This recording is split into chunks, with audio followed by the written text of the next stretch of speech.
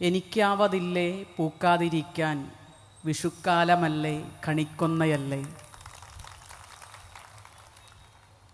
മലയാളത്തിൽ വ്യത്യസ്തമായ കവിതാ രചനയിലൂടെ അറിയപ്പെടുന്ന അയ്യപ്പപ്പണിക്കരുടെ വിഷുവിനെക്കുറിച്ചുള്ള ഓർമ്മകളാണ്.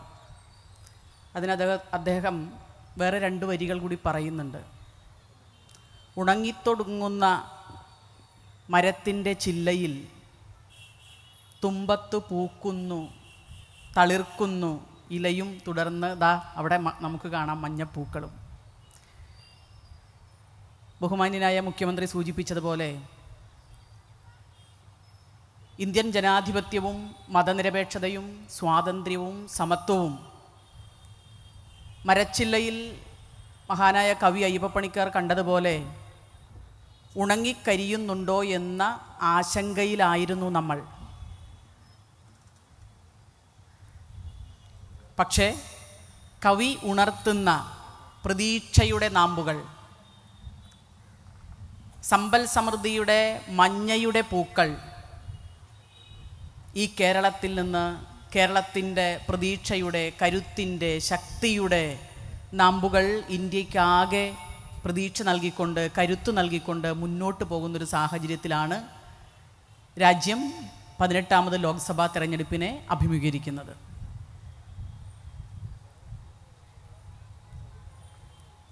നമുക്കറിയാം, നാം നേടിയ, നമ്മുടെ പൂർവികർ നൂറ്റാണ്ടുകളായി നടത്തിയ പോരാട്ടത്തിൻ്റെ ഫലമാണ് നമ്മൾ അനുഭവിക്കുന്നത്.